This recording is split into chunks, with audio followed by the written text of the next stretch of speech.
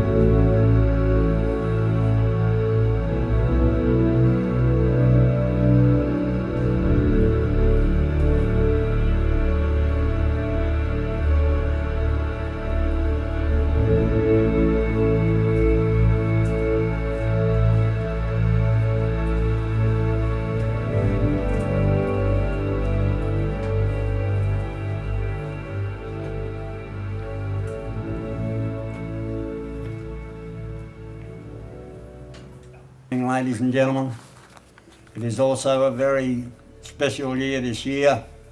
It's 80 years since the end of the war in the Pacific against the Japanese. Thanks to the veterans in New Guinea on the Kokoda Trail and the American Navy to stop them in the Coral Sea. Otherwise we might be speaking a different language and have a different lifestyle. It is something we should be very proud of. This morning I'd like to talk about a very special group of people who usually don't get much acknowledgement. That is the war nurses. It is up to us now to pay respects to a group of people who have given their lives freely to look after the veterans who fought. In the First World War, most of the Australian nurses paid their own way to Europe so they could look after the veterans. It is something which usually don't happen, but that's what they thought about the war and about the soldiers. The first Australian Nursing Corps was founded in May 11th, 1899. Yet the role played by nurses has been marginalised. It is time their contribution is recognised as central to our war history.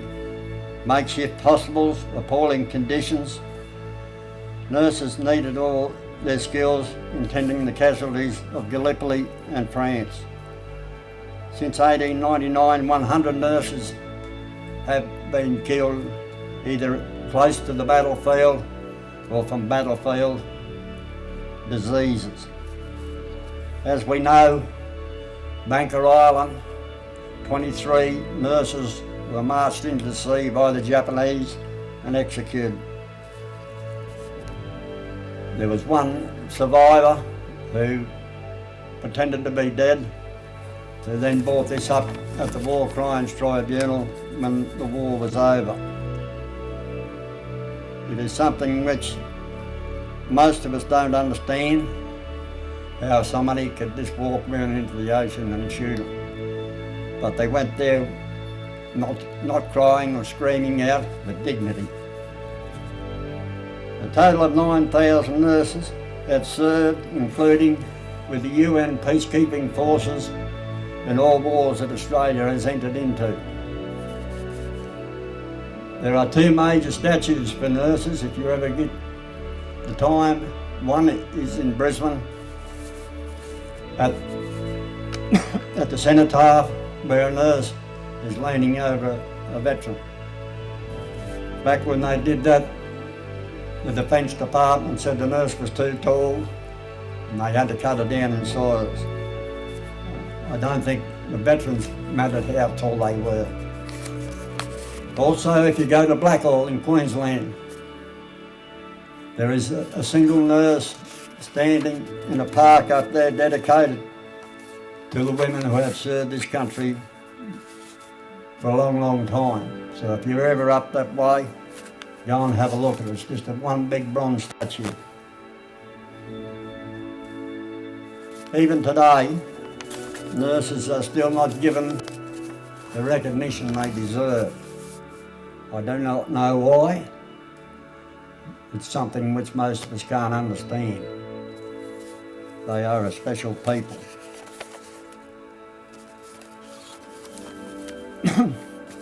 Ladies and gentlemen, I'd just like to finish up with something quick. Each year kids ask me what a veteran is. I ask them what they think it is. And they say someone that's in the military. I say that up to a point is true.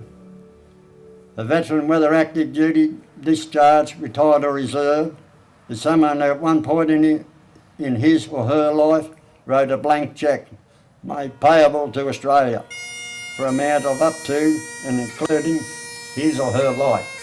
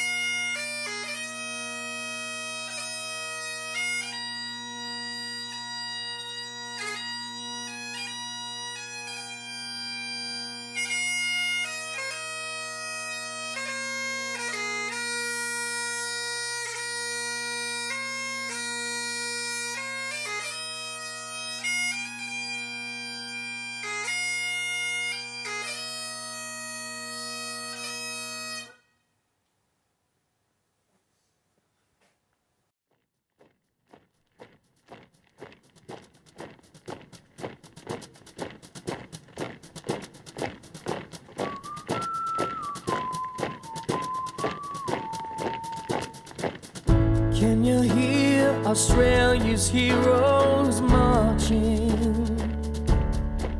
Can you hear them as they march into eternity? There will never be a great just couldn't be a greater sacrifice. There just couldn't be. Can you hear Australia's heroes marching? The ones who fought and gave their all? Can you hear Australia's heroes marching?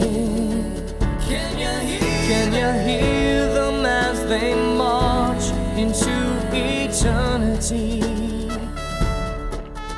There will never be a greater love. There just couldn't be a greater sacrifice. There just couldn't be. Can you hear Australia's heroes marching? They're marching once again across our great land. Can you hear Australia's heroes marching? Can you hear them as they march into eternity? There will never be a greater love. There just couldn't be a greater sacrifice. There just couldn't be.